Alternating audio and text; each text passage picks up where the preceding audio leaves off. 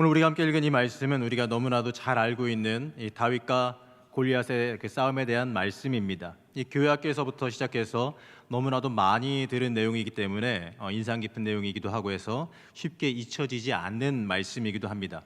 근데 이 말씀은 단순히 하나님을 의지해서 담대히 승리하였다라는 그러한 의미로만 보기에는 참 많은 내용을 담고 있습니다. 너무나도 당연하고 힘이 되어지는 이 다윗과 골리앗의 이 전투라고 하는 이 사실적인 내용 말고도 다윗이 나서게 된 이 배경과 주변 상황, 그리고 다윗의 그 고백을 자세히 우리가 살펴보게 되어지면 우리에게 더 큰 은혜와 도전으로 다가올 것입니다. 우선 이 말씀의 배경을 보게 되면 이 블레셋 사람들이 군대를 모아 싸움을 걸어옵니다. 그래서 이 사울 왕은 이스라엘의 군대들을 징집해서 진을 쳤습니다. 27장 2절 말씀을 보게 되어지면 서로 진영을 마주보고 이 싸우기 직전의 모습을 묘사하고 있습니다. 그 내용을 보게 되어지면 이 공식적으로 도발해 온 것이고 공식적으로 준비한 전쟁임을 알 수 있습니다. 다시 말해서 갑자기 노략질을 위해서 준비 안 돼 있는 상황에서 침공해온 이 불리한 상황이 아니라 어느 정도는 준비되어져 있는 준비된 전쟁이라는 것이지요.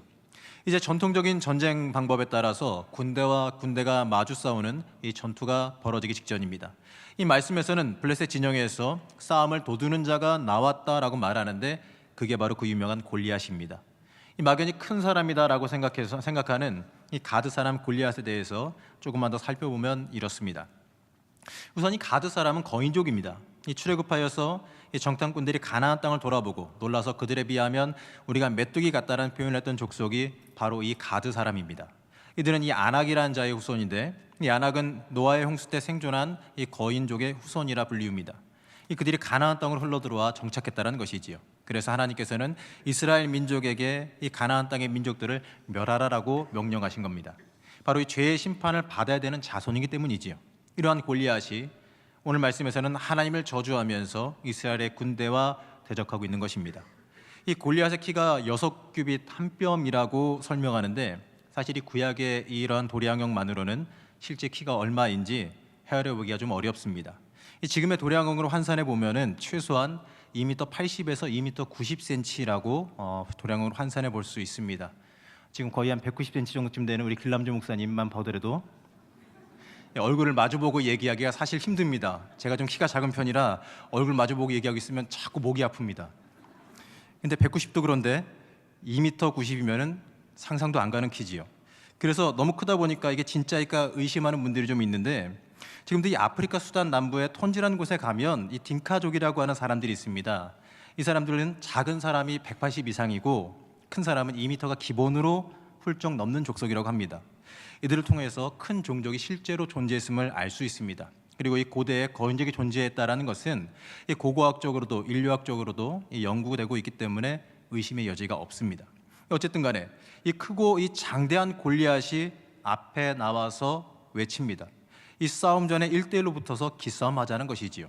그런데 그 앞에서 이스라엘 사람들은 감히 나가서 싸움을 하지 못하고 있습니다. 이 당시의 관습상 이러한 대규모 정규전은 그냥 싸우는 것이 아니라 싸움을 도두는 1대1이나 3대3 등의 대결이 있고 나서 본격적으로 기세를 몰아서 싸우게 되어져 있습니다. 그런데 이 창날만 600세겔, 바로 이 창날만 7kg이 넘는 이 엄청난 무기를 들고 있는 거인 앞에서 누구도 나가 싸우지 못하고 있습니다. 그러자 골리앗이 외칩니다. 나와서 싸우자. 1대1로 싸워 나를 이기면 우리가 너희의 종이 되겠다. 그러나 너희가 지면 너희가 우리 종이 될 것이다. 그러면서 하나님을 모독하는 일까지도 심지어 벌어지고 있습니다. 이것이 우리가 알고 있는 내용입니다. 그런데 중요한 것은 이스라엘이 여기에 대해서 듣고 놀라 크게 두려워하고만 있었다라는 것이지요. 아까도 이야기했듯이 정규전이고 어느 정도 준비된 전쟁입니다. 어느 한쪽이 특별히 불리하거나 유리한 상황이 아닙니다. 성경에서는 이 전쟁에 대한 이야기가 나올 때 이스라엘이 말도 안 되게 불리할 경우에는 대부분 어떠하게 불리하다라고 기록되어져 있습니다. 몇 대 몇이다 이 정도가 기록되어 있다는 것이지요. 그러나 오늘 말씀에서는 이스라엘 군대가 불리하다는 말이 어디에도 나오지 않고 있는데 이걸 추론해 보게 되면 어느 정도는 대등한 전쟁이라는 걸 우리가 알 수 있습니다. 이 블레셋이 먼저 전쟁을 준비하고 도발했습니다. 그러면 이 사울 왕은 거기에 대한 대응을 하면서 그들의 군대와 대등한 군대를 소집해서 갔을 겁니다. 전쟁을 정규전으로 준비해 가면서 일부러 불리하게 준비하는 사령관은 아마도 없을 겁니다. 그런데 이러한 상황 속에서 이스라엘은 침묵하고 있습니다. 이 전쟁을 도두는 자가 나와서 외치는 그 말에 두려워서 나서지 못하고 있다는 것이지요. 이 전쟁이 본격적으로 시작도 아직 하지 않았고 그들의 군사적 세력에 놀라서 두려움에 빠진 것도 아니라 단 한 사람의 거인에 두려워하여서 침묵하고 있습니다. 이때 전쟁에 나간 세 명의 형들에게 아버지의 심부름으로 다윗이 등장합니다. 다른 형들이 물론 있음에도 불구하고 이 무거운 짐들을 들어서 이 먼 거리까지 다윗을 보낸 것을 보게 되면 아마도 다윗이 남은 형제들 가운데에 상당히 좀 믿음직하지 않았나 생각되어집니다. 이 17절에서 18절 말씀을 보게 되어지면 이 볶음국식 한 에바와 떡 10덩이, 치즈 10덩이를 가져다 전해주라고 합니다. 에바는 약 한 28리터를 말하는데요. 볶음국식 28리터면은 얼마 되는지 모르겠지만 좀 무겁게 생각되어집니다.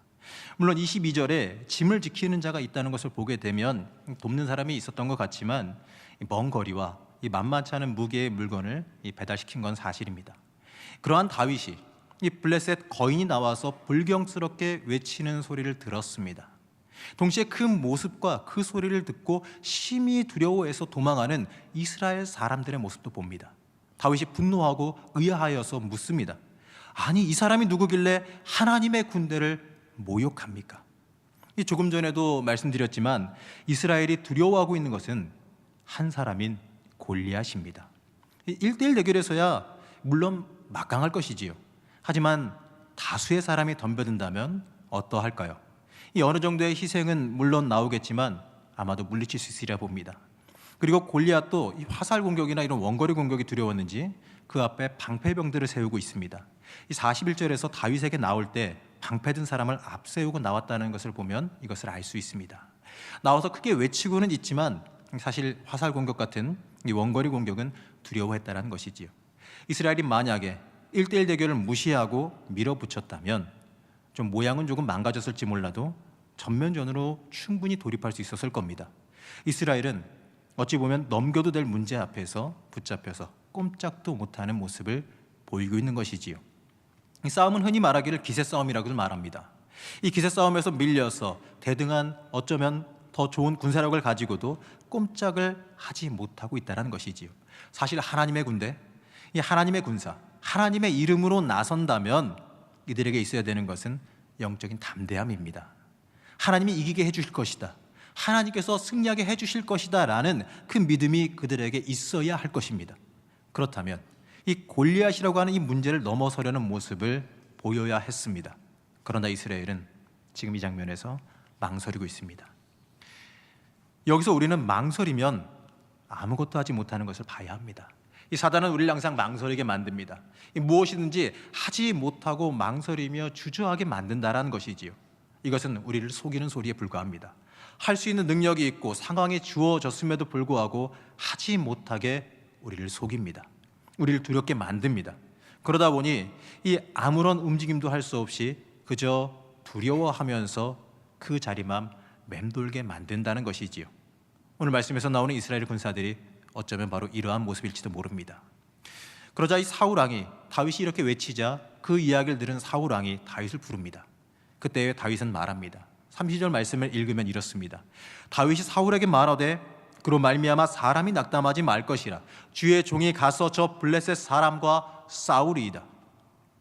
사울은 대답하지요. 너는 소년이고 저는 용사인데 어떻게 싸우겠느냐?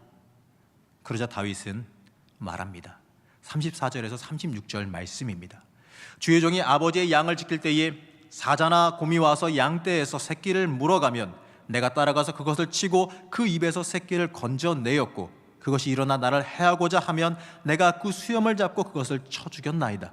주의 종이 사자와 곰도 쳤은즉 살아계시는 하나님의 군대를 모욕한 이 할례받지 않은 블레셋 사람이리까 그가 그 짐승의 하나와 같이 되리이다. 여러분, 이것이 무엇이겠습니까? 바로 영적인 자신감입니다. 다윗이 소년이라 표기되어서 마치 아주 어린 꼬마가 골리앗을 상대한 것으로 생각할 수가 있는데 그렇지 않습니다. 다윗은 양의 무리를 사나운 맹수로부터 보호하였을 정도로 강한 능력을 지녔고 위의 형들을 대신하여서 무거운 짐을 가지고 먼 전쟁터까지 왔습니다. 우리가 흔히 교회 학교에서 배울 때 이 사울 왕의 군복과 투구, 갑옷을 입혔을 때에 아주 어린 아이가 어른 옷을 입고 아주 헐거워져서 어찌할 줄 몰라 서 있는 모습을 흔히 상상하는데요. 성경을 읽어보면 그렇게 나오지 않는 걸 볼 수 있습니다. 39절 말씀입니다. 다윗이 칼을 군복 위에 차고는 익숙하지 못함으로 시험적으로 걸어보다가 사울에게 말하되 익숙하지 못하니 이것을 입고 가지 못하겠나이다. 이렇게 말합니다. 생각해 보시기 바랍니다. 싸우러 나가는 용사에게 누가 봐도 맞지 않는 갑옷을 입혀보는 것은 놀리는 것밖에 되지 않습니다. 지금 그 상황은 놀리는 상황이 아니라 싸우러 나가는 용사에게 더 좋은 무기를 공급하고 있는 상황입니다. 아무래도 왕이 쓰는 무기는 다른 사람들 것보다 더 좋을 수밖에 없기 때문이지요. 그리고 사울 왕이 왕으로 뽑힐 때 모습을 여러분 한번 다들 기억해 보시기 바랍니다. 사울의 용모를 설명하는 데 있어서 다른 사람보다 머리가 더 하나 있었다라고 표현합니다. 한마디로 말해서 기골이 장대했다는 것이지요. 그러면 그의 군복과 갑옷도 작지 않았을 겁니다. 그러한 그것을 갖다가 다윗에게 지금 입혀보고 있습니다. 다윗을 표현하는 이 소년이라는 단어는 히브리어로 니알이라는 단어인데 이것은 어린 꼬마를 말하는 게 아니라 성년 초기 직전에 그 연령을 말합니다. 바로 청소년기를 좀 넘어선 연령을 말하고 있죠. 이 나이가 어린 것을 표현한다는 것이지 작다란 표현이 아님을 볼 수 있습니다. 하지만 물론 이 골리앗 앞에서는 그저 작고 어린 사람에 불과했다는 것을 알 수 있지요. 모든 이스라엘 사람들이 골리앗이라는 이 한 사람으로 인하여서 기세가 꺾여 망설이고 있을 때에 다윗은 영적인 자신감으로 나와 외쳤습니다. 우리에게 필요한 것은 바로 이러한 영적인 자신감이 있어야 할 것입니다. 그러한 자신감이 있을 때에 우리는 세상과 싸워 이길 수 있는 능력이 생길 것을 믿으시기 바랍니다. 우리가 세상을 살아가면서 이러한 영적인 자신감을 가져야 할 것입니다. 내가 살아가는 삶이고 내 인생이다라고 말하겠지만 여러분 사실 내 인생 내 것이 아닌 걸 더 잘 알 것입니다. 하나님께서 이끄시는 인생이고 하나님을 위해서 쓰임 받아야 되는 삶입니다. 우리의 인생은 흔히 말하기를 이 전쟁과 같은 그러한 삶이다라고 말하기도 하는데요. 이 어느 정도는 인정되는 말이기도 하지요. 그러면 이 전쟁과 같은 삶을 내가 살아간다면 그 전쟁 내가 과연 내 능력만 가지고 다 싸워 이기며 살 수 있을까요? 매번 이기는 건 어려울 것이라 봅니다.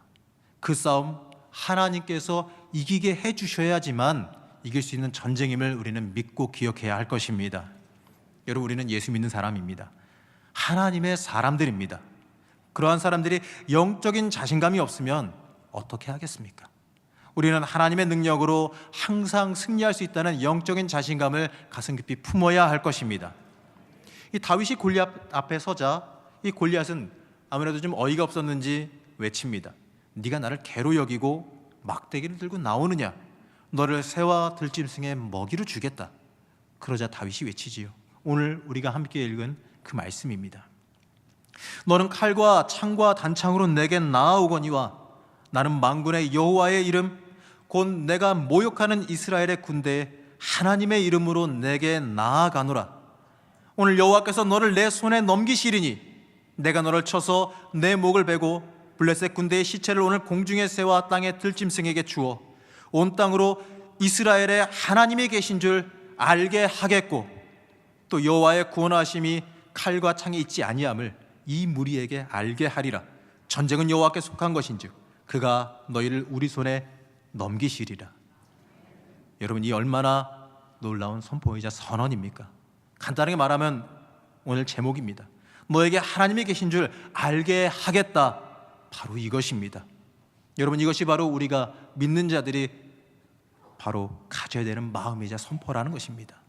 내가 하나님의 영광을 위해서 살고 하나님의 영광을 위한 그 목적으로 나아가는 길에 하나님께서 나와 함께 하실 것이다. 내가 하나님의 능력을 힘입어서 승리함을 인하여서 하나님이 계신 것을 세상에 널리 알게 하겠다. 여러분 이 얼마나 놀라운 믿음의 고백이고 영적인 자신감입니까? 여러분 우리는 이러한 영적인 자신감을 가져야 할 것입니다.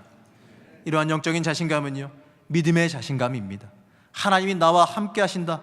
바로 이러한 자신감으로 우리는 믿음으로 승리할 수 있어야 할 것입니다. 여기서 좀 더 자세히 살펴보면요 다윗의 행동에서 아주 놀라운 영적인 자신감과 믿음을 한 번 더 볼 수 있습니다. 여러분 다윗이 가지고 나간 무기가 무엇입니까? 물맷돌이지요. 이것은요 투석기라고 불리우는 고대의 무기입니다. 강력한 위력을 지니고 있고 가까이보다는 좀 멀리 있는 것을 공격하기 위한 무기입니다. 다윗이 들판에서 양을 공격하는 그 맹수에게 뛰어가봤자 맹수가 물고 사람보다 빠르니까요. 물고 뛰어가면 끝이지요. 그럴 때 이 투석기는 멀리 있는 그들을 잡을 수 있는 강력한 무기입니다. 고대 전쟁사에도 고대의 무기사에도 이 투석기는 아주 강한 무기로 기록되고 있는데 약 한 200m 이상을 날아가는 무기라고 합니다. 바로 이 사울의 무기보다 자기가 쓸 줄 모르는 써본 적이 없는 그 무기보다 자신 있는 자기의 무기를 가지고 나간 걸 볼 수 있습니다.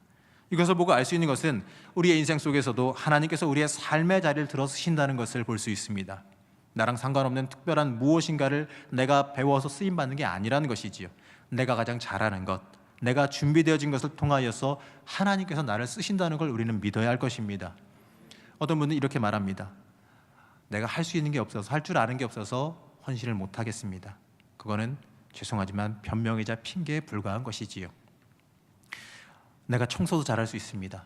짐 들고 나르는 것도 잘할 수 있습니다. 내가 잘하는 것 그 하나하나 다 쓰임받기에 합당한 것이라는 걸 우리가 봐야 할 것입니다. 하나님은 우리를 사용하시길 원하십니다. 우리 있는 모습 그대로 쓰기를 원하십니다. 그렇기 때문에 우리는 내 있는 모습 그대로 주님께 바로 드릴 수 있는 헌신의 자세가 되어 있어야 할 것입니다. 그러면 이 다윗이 투석기를 들고 갈 때에 총알과 같은 이 돌을 몇 개 가지고 갔습니까?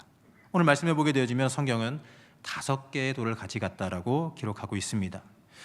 아니 지금 여태까지 이 다윗의 선포를 보게 되어지면 다윗의 고백을 보게 되어지면 정말 훌륭한 그 영적인 자신감으로 외치고 있습니다. 그런데 갑자기 이 5이라고 하는 숫자는요, 좀 죄송하지만 약간 좀 모양 빠지는 숫자 같은 생각이 좀 듭니다. 이러한 믿음의 선포를 하고 자신 있게 나섰으면 흔히 말하기를 원샷 원킬이라고 이 한 개의 돌만 가지고 가면 되지 않을까 하는 생각이 좀 듭니다. 자, 오늘 우린 여기서요 사무엘하 21장 15절에서 22절 말씀을 볼 필요가 있습니다.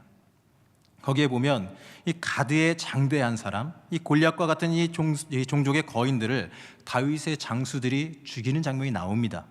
이것을 사무엘상 17장에서 이 다윗이 골리앗을 죽일 당시에 골리앗의 이 종족 4명이 그 자리에 더 있었다라는 것을 뜻합니다. 워낙에 큰 사람들이고 그들도 장수들이니까 당연히 앞에 나와 서 있었을 겁니다. 그러면 이쪽 진영에서도 2m 90, 2m 이렇게 넘는 사람들이니까요, 멀리서도 아마 잘 보였을 겁니다. 다윗이 돌 5개를 가져가면요, 골리앗을 한 방에 쓰러뜨리면 저들이 복수하러 달려 나올 거니까 달려 나오면 그들도 하나씩 맞춰 죽이겠다라는 것이지요. 이것은요 50절에서 51절에 다윗이 골리앗을 쳐서 쓰러뜨린 뒤에 칼이 없어서 골리앗의 칼로 그를 죽였다라고 나오는 것을 보면 추론할 수 있습니다. 돌이 빗나가면 달려오는 골리앗을 상대할 무기인 칼이 있어야, 이 근접 무기가 있어야 되는데 다윗은 애초에 그것도 안 들고 갔다라는 것이지요. 이것은 세상적인 기준으로 보면은요 어찌 보면 자만심일 수도 있습니다. 하지만 오늘 이 말씀 속에 다윗의 상황을 보게 되어지면 이건 자만심이 아니라 영적인 자신감입니다. 하나님을 전적으로 믿는 강한 신뢰입니다. 갈바르트는 교회학계에 의해서 말하기를 믿음은 신뢰라고 말했습니다. 우리가 하나님을 믿는 그 믿음은 하나님께서 역사하실 것을 강하게 신뢰하는 것입니다. 이것이 바로 다윗의 믿음, 하나님을 신뢰하는 모습이라는 것이지요. 여러분, 우리는 이러한 신뢰함, 하나님을 믿고 의지하고 신뢰하는 그 믿음이, 그 강한 믿음이 우리에게 있어야 할 것입니다. 그 믿음으로 이 세상에서 승부하며 싸워 이겨야 할 줄로 믿으시기 바랍니다. 사랑하는 성도 여러분, 우리는 어떤 사람입니까? 내 앞을 가로막는 이 골리앗과 같은 이 걸림돌이나 이 고난 앞에서도 혹시 이러지도 저러지도 못하고 망설이고 있지는 않습니까? 하나님께서 맞서 싸울 수 있게 우리에게 준비를 해주셨음에도 불구하고 혹시라도 두려움에 빠져서 전진하지 못하는 모습을 내가 혹시 가지고 있지는 않습니까? 여러분, 우리는 믿음으로 전진할 때 하나님께서 역사하여 주심을 우리는 알아야 할 것입니다. 이 다윗이 믿음으로 전진했을 때에 그 장대한 골리앗은 맥없이 쓰러졌습니다. 그러나 여러분, 보게 되면 사실 장수 한 명 죽었을 뿐이지 블레셋의 군사력은 그대로였습니다. 그럼에도 불구하고 그들은 골리앗이 쓰러지자 두려워하여 도망하였고 이스라엘은 그것을 추격하여 대승을 거두었습니다. 이 싸움은 다윗의 믿음이 그 영적인 담대함이 가져온 승리라고 볼 수 있습니다. 바로 다윗의 이 외침, 하나님이 계신 줄 알게 하겠다, 이 외침이 가져온 승리라는 걸 봐야 합니다. 여러분, 우리의 삶에서 다가오는 여러 가지 어려움들, 때때로 고난들, 또 맞이하는 커다란 문제나 도전의 산들 앞에서 우리는 다윗과 같이 이렇게 외칠 수 있어야 될 것입니다. 하나님이 계신 줄 알게 하겠다란 이 선포를 우리의 고백, 내 인생의 고백으로 삼고 전진할 수 있어야 될 것입니다. 여러분이 사순절을 맞아서 우리는 하나님 앞에 죄인됨을 늘 고백해야 될 것입니다. 그리고 그와 동시에 우리의 능력으로는 아무것도 할 수 없음을 또 우리가 철저히 고백해야 할 것입니다. 하지만 그와 동시에 고백해야 되는 것은 나는 부족하지만 하나님께서 힘주시고 도와주신다면, 하나님이 함께 하시면 나는 승리할 수 있다라는 강한 믿음도 고백할 수 있어야 할 것입니다. 오늘 말씀에서 살펴보니 다윗과 같은 영적인 자신감, 이 강력한 믿음이 우리에게 있기를 소망합니다. 이러한 영적인 자신감, 믿음으로 승리한 삶을 살아가시는 여러분들 되시기를 바랍니다. 기도하겠습니다.